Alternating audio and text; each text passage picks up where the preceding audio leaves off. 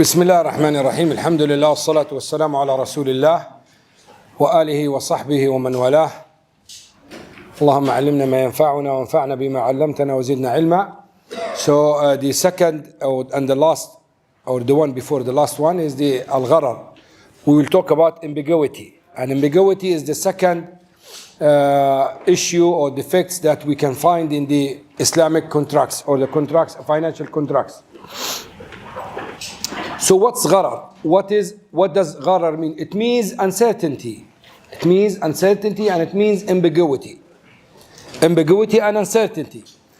If the contract contains uncertainty or ambiguity, it means that it contains gharar. And if it contains alhamdulillah. If it contains gharar, that means it's not permissible, because the Prophet ﷺ naha an bay' al-gharar. Prophet ﷺ prohibited us from gharar, ambiguity sales. And which type of gharar that we cannot include in the contracts? Now, some scholars differentiate between ambiguity and uncertainty. They said uncertainty, when you do not know whether you will be able to deliver or not. Now, for example, if my car is stolen, okay, what's your name, Akhi? Muhammad Jalal. And my car is Ferrari, okay? Very strong, nice car for young people like me. So this Ferrari, the value of this Ferrari, let's say 100,000 KD, okay? It's stolen. I'm selling it for you, Akhi, because you're my friend, for 10,000 KD. Is this okay? Why? There is a high risk that it will not be delivered. Sorry? Yeah, I don't know. Now it keeps coming and going. It doesn't want to come. Yeah. I want to sneeze, comes and goes. Okay. This is uncertainty. This is uncertainty. Alhamdulillah.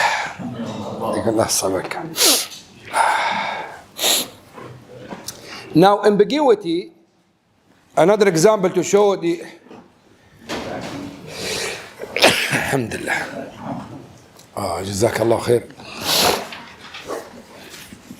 Bismillah. Okay, so this is uncertainty. And ambiguity, if I say to Mubin, this is, what is it? Mubin or is correct? Are you smiling? I have that. Finally, I managed to pronounce it correctly. So Mubin, I will sell you what is in my pocket for 100 KD. This is ambiguity. He's buying something that he doesn't know. So uncertainty, there's a risk of delivering the product, and ambiguity is a risk that there's the item is ambiguous itself. So this is the meaning of bay' al-gharar. But the bay' al-gharar, the contracts that involve ambiguity, first of all, we have to know that ambiguity is less haram than riba. Riba is more haram than ambiguity. That's why ambiguity is allowed when there is a need for it. Not necessity, need. Not like riba. Riba only necessity, in darura, or a general maslaha amma. Otherwise, it will be prohibited. But the ambiguity can be allowed even if there is need for that specific contract. So, these conditions control the ambiguity. If these conditions apply, then ambiguity is haram. The contract has ambiguity, is haram. If they are not there, the contract is permissible. Listen to this carefully. Now, the first one, it must be huge. The ambiguity, it must be huge in the contract. Like as I said to you, I'm selling a stolen car. Stolen car, the chance of getting this car is very low, which means that there's a huge chance or risk of delivering the car. Okay? The second one, it must be They must be contracted on. It's not a subcontract. Now, why ambiguity is prohibited? Because it leads to dispute. It leads to spread the hatred between the people. People think that they were misguided or misled or deceived. So that's why it's haram. But now I'll give you example. What's your name, akhi? Ismail. Ismail, I have 2 cows. Okay? 2 cows. One is pregnant and the other one is not pregnant. Okay? We have 3 contracts. I will sign 3 contracts. One with you, one with Tanwir, and one with Ibrahim. The first contract between me and Ibrahim, he is gonna buy this cow for 100 KD. Okay? The second contract between you and me, you will buy the pregnant one for 150. The third contract between me and Tanwir, he's buying the baby in the womb only for 50. Okay? So 3 different contracts. This contract, selling the cow for 100 KD, straightforward, clear, nothing hidden. So he will take his cow, give him my money, assalamu alaikum. He can't come and say, no, I wanted this. It's in front of you. You saw everything, it's fine. You, Ismail, bought the cow, which is pregnant for 150. Why you increase the 50? It's pregnant. Him, but not including the calf, the baby. It's included, yeah. I have many cows now. One of them, 5 of them are pregnant. So I'm selling you a cow which is pregnant for 150. He bought another baby from a baby of another cow for 50. Is it allowed? No. Why? Gara, ambiguity. It could die before it comes out. So the chance of delivering it is weak. But if he wants one baby not from a specific cow. No, you can't. 5 cows. No, you can't have salam this way. This is another issue, salam. Now let me finish this before you completely lost. Now why we said it's haram for him to pay 50 dinars and we allowed you to do this although you increased the 50 dinars for the baby. That's why he got it for 100. So why we allowed it here and prohibited here? Why? Sorry? He's taking the risk. No. Unexpected. Huh? He's already pregnant, he knows that. No. So he's taking both the things. Sorry? Pregnant man said baby plus cow. Yeah. He's accepting. Yeah. He's not telling only I want calf. Because, You are very close. because he accepted the risk with pregnant. No. But why prohibited this gentleman from buying this baby for 50 dinars? That is not, that's uncertain. Unexpected. That's uncertain. So why allow him to increase the price for this here? I have the mother. Huh? I have the mother and baby. Yeah. Mine is whether it's alive or dead or even the mother dies, I am taking. Your answer is correct, but this is not the way of answering it. You got the point, but you don't know how to explain it. Now to explain it properly, you said the contract here, is it on the cow or on the baby? With you? Khalas, the cow is there. You take the car, salam. But here, the contract is on what? So the item that I'm selling is ambiguous. Here, you are contracting on the cow and the baby is subcontracted. So we raise the price for the baby, but we are not contracting on it. So he can't come tomorrow and fight with me because the baby is dead. I'm not selling you the baby. I'm selling you the cow, a pregnant cow. So the baby is subcontracted, not directly contracted. So ambiguity, ambiguity is allowed when it is in a subcontract. Do we need this? Okay. Insurance is haram. Conventional insurance is haram. Okay? So if you go and rent a car and the insurance is included, is it haram? It's subcontracted, it's halal. In this situation, insurance is halal, even the conventional one. Because you are not contracting in the insurance. you are contracting in the car and the insurance is included. Do you understand this? So this you need in your life. Although some scholars say you don't need to mention this in the contract. But I don't see any clear proof about this. But generally speaking, this helps you in your life. Now, if you get a job, and one of the what do you call the clauses in the contract in your job that they offer you a medical insurance. It's permissible. You take it. You are not contracting in the insurance. You are contracting in the job, the service you offer for those people, and this is subcontracted. So it's permissible. You are not contracting in the insurance. Although insurance is ambiguous contract. And so on. So the ambiguity is haram when it is directly contracted on. No, if for example, insurance. Huh? The vehicle insurance. The vehicle insurance. Medical insurance. Vehicle. Vehicle insurance, yeah. Car insurance, yeah. I insure gold insurance. Huh? I take the gold insurance. I pay specifically for this gold insurance. Gold. Premium, okay. If anything damaged, the insurance company will fully take care of the.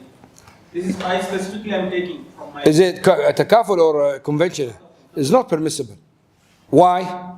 Because you are contracting on the insurance directly. So this contract is full of ambiguity and directly. But if you are if you are renting a car and they included the insurance, so it comes subcontracted now. Because it's subcontracted, it's permissible. Okay, but third party, some country we have to take third party. No, if it's compulsory, this is another issue. I just want you to understand what is halal, what's haram. Then we come to the situation where it's compulsory or not. Now, I just want you to understand this. But insurance. But if you are purchasing the expensive vehicle, then when you buy the insurance with that. But after 2 years, if I want to maintain the full insurance with that extra luxury to maintain, then what is the way out? Well, I don't have any way out. If you are paying directly for the insurance, you can't do this. But if it's included, No, it's not. Here it is not included. You have to when you renew the license. yeah. You have to pay the third party. If there is no need, you don't pay for insurance. If there is need, you have to pay. Khalas, it's mandatory, then we don't talk about it. What if I met with the accident? I can claim the Claim what you paid for them. This is the common opinion. There are different opinions, huh? 19 dinar. 90. 119 dinar. Only one bumper painting can be done. So what do you... The payment is saying. and this will not cover your damage. Huh? Yeah, that's fine. You can, then, I mean, some scholars say, when we allow you to involve a contract, we allow the consequences. So if the government make it mandatory, then we can't say to you, just take your money. No, take what they give you, because they involve you in this contract, and they have to take the consequences.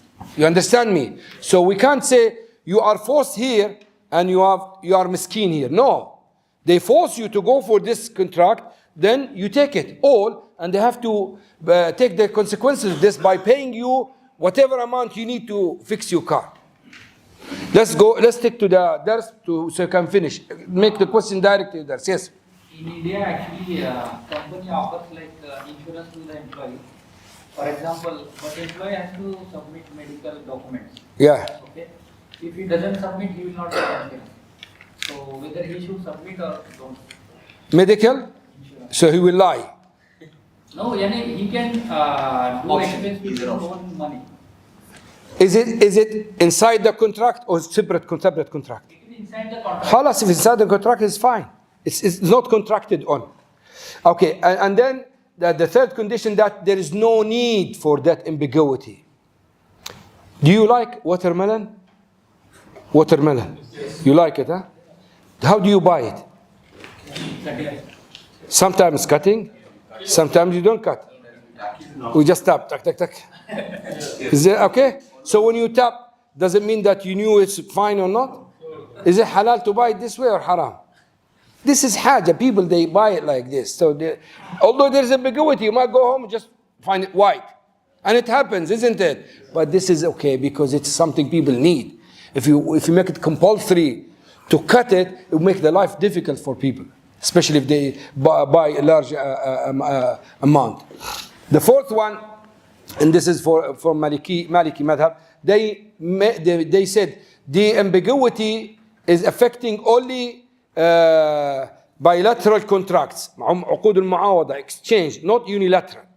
Remember yesterday I told you about losing my mobile, and Ju'ala, I said, go and search for mobile. If you find it, I give you 50 dinar. Then just one of you find it. Now when I say, go and find my mobile, now I'm contracting with you on your service. So your service to search for my mobile, and my side is payment. I'll pay you for the service.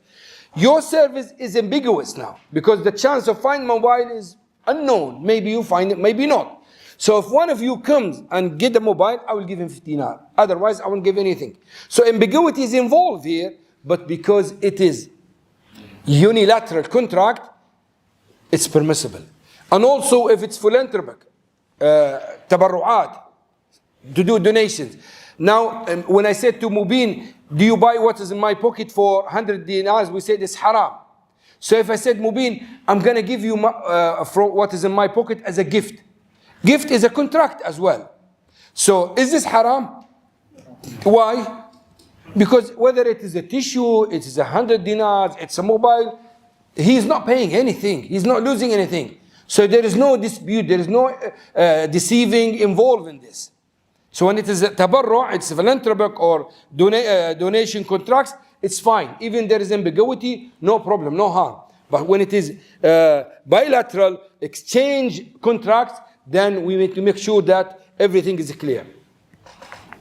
Sheikh, Yes. even in the gift, like, it is not allowed. The gift maybe is not allowed to give to others. Say again? Even if it's a gift, Yeah. if it is not allowed to give to others, like not permission of one, then If it's not allowed. Like? Haram thing you mean? Okay. You are not allowed to give it then. If it's haram, you are not allowed to give it. So we're talking about ambiguity now. We're not talking about the commodities, haram or not haram. We're talking about the contract. We said the contract, when it is unilateral, if ambiguity involved, it's fine. Like we mentioned, the Ju'ala one. Okay? Now, when it is bilateral or it is exchange, sale exchange contract, then you can't involve ambiguity. Because it will lead to dispute. Allah mentioned in the Quran, إنما يريد الشيطان أن يوقع بينكم العداوة والبغضاء في الخمر والميسر. Gambling. And gambling is prohibited because of ambiguity. So ambiguity leads to dispute. And shaitan wants to make the life difficult for Muslims by fighting each other. So you can imagine now, if I say to Mubin, I give you what is in my pocket for 10 dinars, and then he found this it's rubbish, nothing, it doesn't deserve this. This will lead to dispute. And will lead to iyadhan billah, shaitan to come in between us. But if I give it to him as a gift, he can't blame me. Okay, you cheated me. I didn't cheat you. I didn't take anything from you. And when I tell you, go and find my mobile, you go and search, you don't find it. You can't come and say, why you made me lost my time. I didn't tell you to go. I bind myself to give you 50 dinar if you find my mobile. I never told you, you go. I just made it open. I made it compulsory upon myself, not on you. So you are not binded to go for this contract. You choose by yourself. It's up to you. So don't blame me. So do you understand the idea? When it is binding for both parties, then we need to make sure there is no ambiguity involved. And this ambiguity, you need it in many contracts. For example, عقود التأمين. Let's go here. Now, commercial insurance or conventional insurance contracts and financial derivatives. Now, for example, commercial insurance, conventional insurance. A company will ask you to give money and they will provide you protection and service if something happens. If something does not happen, you just keep paying money. Keep paying money for no reason. It's like gambling. It's like gambling. You might lose 19 dinars and you get nothing, and you might pay 19 dinars, then you get 500 dinars for any accident, samahullah. So it's gambling. That's why it's not permissible. That's why scholars went for takaful one. I don't know if you know about financial derivatives. Anyway, it's in the forex. They do these type of contracts for hedging. It's very complicated. Just if you heard about futures, swaps, options. So basically, what they do sometimes to hedge. Okay, I want to borrow from you. I've taken a lot of money from you to do mobile. I'm going to go for Zaid. I want to take from Zaid 100,000. I need a loan. Okay. Now Zaid is going to give me 100,000. He doesn't mind, but I am afraid the Kuwaiti dinar will go down in, let's say, 2-3 weeks or 1 month. So I want to protect myself. So what they do usually, I buy this one just example. There are many examples. This is one of them. I buy from him, and I take the 100 dinars from him now, and I sign contract with him to deliver $100,000 after, let's say, 1 month.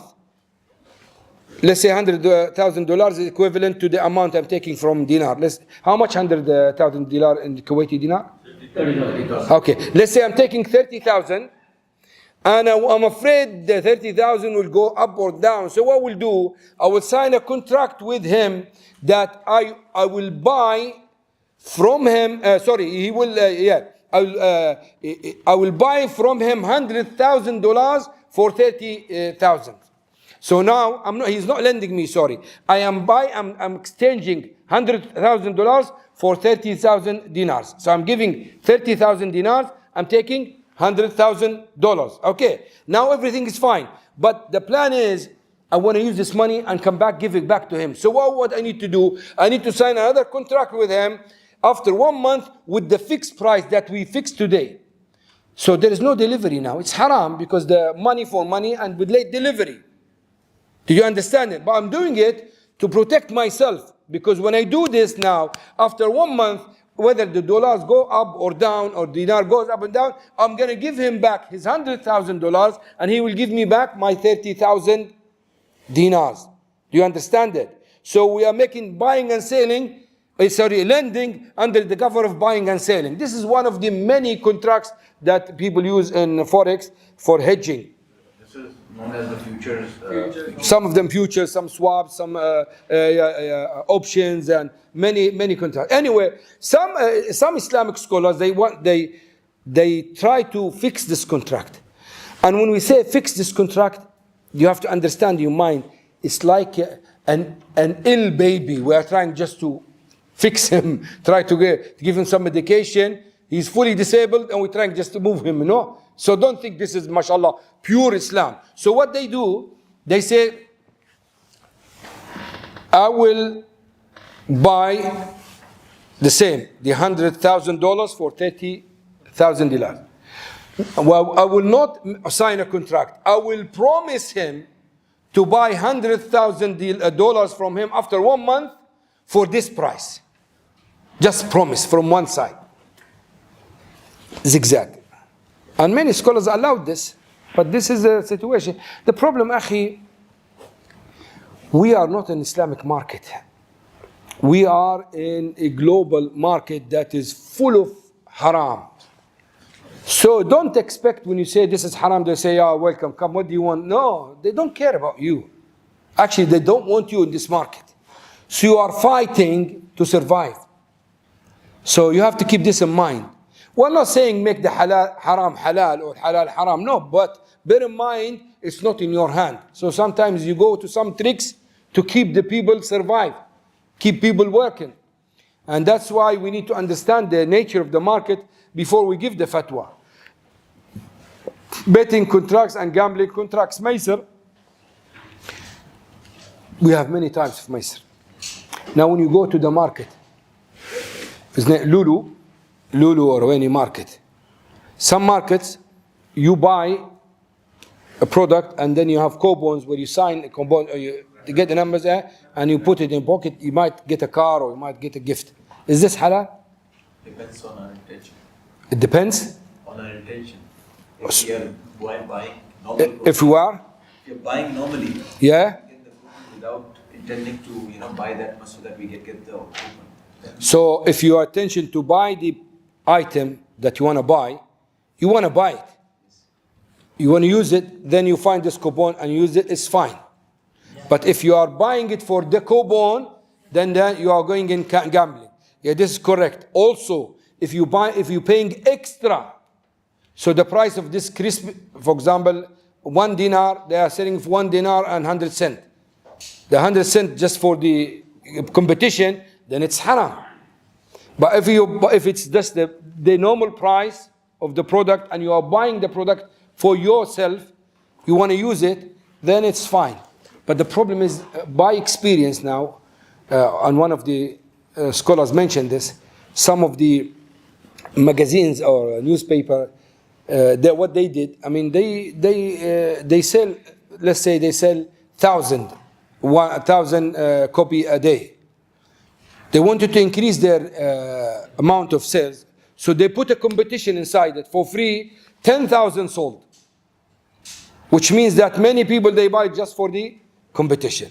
So you have to bear in mind this. Also, the competition in phone calls.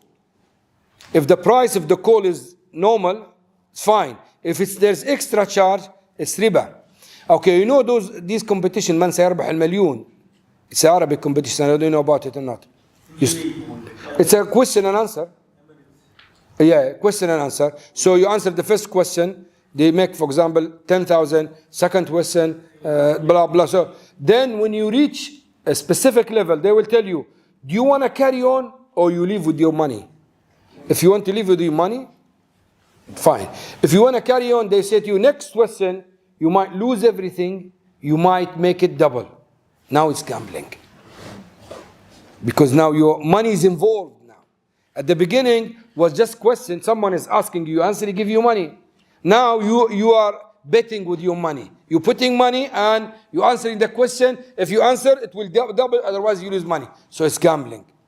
And many, the game, the brother that was mentioning about shooting or something like this in some fun fairs. So if you shoot that teddy, you get it. If you miss it, you lose it. But the problem, you already paid money for this.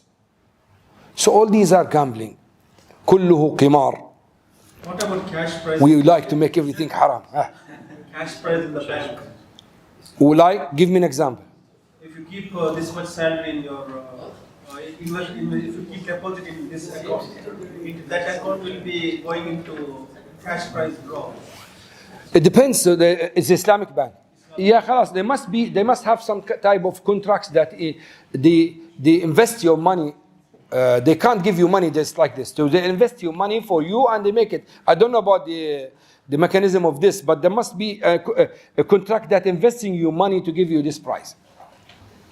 Bitcoin, we said at the beginning, cryptocurrencies was something unknown, full of ambiguity, and full of risk, until some scholar believe that it's like gambling. The way that it goes to 40,000, 70,000, go down to 30,000, it's like gambling.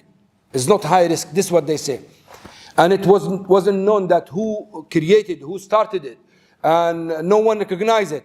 But after a while, it was recognized, and it was approved by many countries, and it was settled somehow. Yes, there's still fluctuation, not like before. And also the people who trade in this now, they have to register in some websites, etc. So the amount of ambiguity went down. So that's why it becomes currency, and we accept it in trading. Now, for example, you know when you buy, when you have, what do you call? We have a company. You know, car service. You know, when there are some companies, it's not insurance, similar to insurance. So they provide you service if you break down somewhere. Maintenance, yeah, that's car maintenance companies. You sign a contract with them, and they will come whenever you call them. They come and fix your car. If you leave it open like this, it will be like insurance, because you might have car crash, you might get the engine gone. So and you just paying fees monthly, this fees could be very far from the service you receive. But if they put conditions and they narrowing the ambiguity, it becomes halal. For example, they say to you, we can only come 10 times for you a month, and we can only fix what is reach this amount of money or that specific parts. So they specify the service, so it becomes halal. Why? Because the ambiguity becomes too small, not too low. So specifically. Yeah, more specifications, less ambiguity. Annual maintenance contract. AMC. خلاص, I don't know what you call it, this. Anwar? Annual. Anyway, so basically, what the ambiguity reduces when you increase the specification and description. So that's it. So Bitcoin at the beginning was complete. And the problem, some people will say, why scholar always say this is haram? No, akhi, when something new come, scholars, as Ibn Qayyim say, موقعون على رب العالمين. Those people between you and Allah. And when they tell you this is halal or haram, in the day of judgment you will be sitting, watching, enjoying, and they will be punished because of you. Because they told you it's halal or haram. So it's rather now, they squeeze you and tell you wait until you make sure it's halal, and then they tell you halal, than telling you it's halal and they will be punished in the day of judgment, and you're enjoying the money you make from this contract, and they will be punished for this. So don't blame them for them being patient, and they take it slowly, especially now. One of the research I have in my PhD is about the Sharia boards in terms of legitimacy. Before, and even now, who appoint so-and-so as a scholar? The society. Society appoint him by his fatawa, his da'wah, his durus. So they'll say he's a scholar. Like before, who said Abu Hanifa was graduated? We didn't study any PhD or master. But everybody knows Abu Hanifa is a scholar. Everybody knows Malik is a scholar. Who said a scholar? The people there. People appointed him as a scholar. They ask him and they trust him. Well, Sharia board is appointed by the management of the bank. This is an issue. So if the Sharia board is not known in the society, he's got a big problem, like the problem we're facing now. You cannot trust him. This is issue number one. Issue number two, the complexity of the product. Before, the questions were so easy, my friend. You're asking about something, products that easy to deal with. Now, thousands of applications, thousands of terms and conditions, and you want us to give you, yes, it's halal, haram. No, come on. If we are a robot, we wouldn't be able to do this as quick as you're expecting it. So the market is improving and changing every day. Now, for example, cryptocurrencies, hundreds of currencies enter the market and many of them disappear. Finished, dead. The other one carry on, succeeded. So what I want you to understand, this is a very complicated sector. So when you ask, or when you have something new enter the market, don't expect scholar to jump and say it's halal or haram. No, they will take their time and to understand the nature of this question. Now, one of the scholars in Qatar, he's Qatari Sheikh, his name Walid something, I forgot. He's one of the very famous scholars in the financial sector. He was talking about subhanallah, غرفة المقاصة in forex. What do you call it?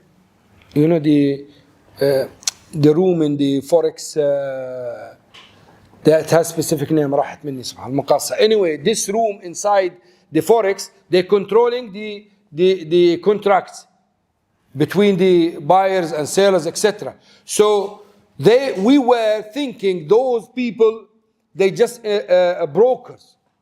According to this understanding, there are many contracts, we said it's haram. Why is haram? Because he's a broker, he cannot sell it, blah, blah, blah. So he said himself, he bought a ticket and he went himself to check, to see, to read what happened. Then he came, he said, no, they're not broker, they are buyer in this contract, they are seller in this contract. So the hukum is changed because the nature of the contract is different now from what we thought.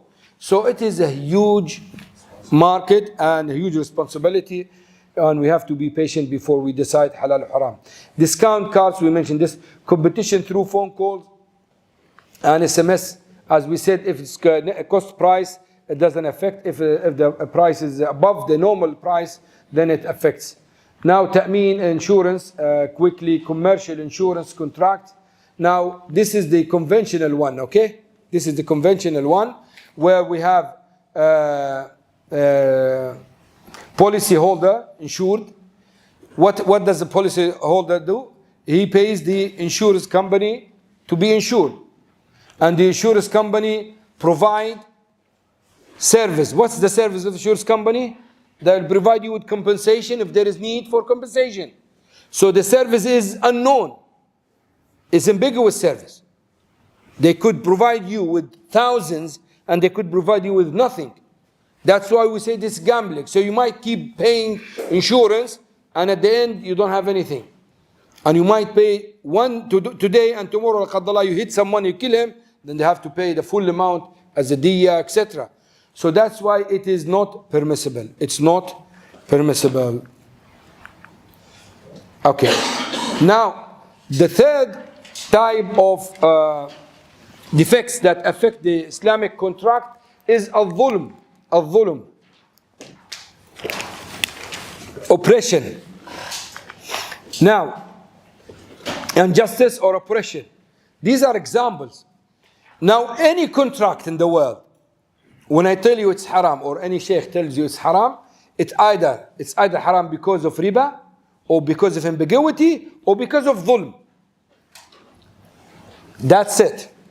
Any contract you bring and we tell you it's haram, that means it has one of these three defects. These are examples of dhulm. For example, تلقي الركبان. What's the rukban? You know the Bedouin, when they come to the market. Bedouin, let's say farmers, they come with their goods to the market. Usually, they are not aware of the market price. Correct? They are not aware of the market price. Why? Because they're living far. They don't know what's going on. So what they do usually, they sell with low price. And they are happy with a small amount of profit. Because in their villages, their life is cheap there. So they will be happy. So the good that cost them 50, they will sell it for 60 and they will be happy. They don't need that much. So if one of the shayateen goes outside and wait, come, what do you have? This is 2,400. It costs 100 there. So he raises all the prices. This shaitan goes and meet them before the market and tells them, listen, this one, how much you want to sell it? 60? No, sell it for 100. It's sold in the market for 100. Talaqqi rukban. So what does he do? He makes all the prices up. Where they were happy to take small amount and it is enough to cover their cost and they make profit and the market goes nice and smooth. So this is not permissible to go and do this. Like for example, in some exhibition, books exhibition, when they have a books exhibition, some people what they do, they go before the exhibition starts and they search for the companies, start asking, telling them how much you sell this, no, sell it for this, or I'll buy it from you, I'll sell it. This is wrong. دع الناس الله يرزق بعضهم من بعض. Allah, Prophet ﷺ said, let the people, Allah subhanahu wa ta'ala, give sustenance through them, and this man is happy with the small amount, and this other guy wants something more. So this is how the life circle goes, you know. The people in the village, they won't require what the people in the city require.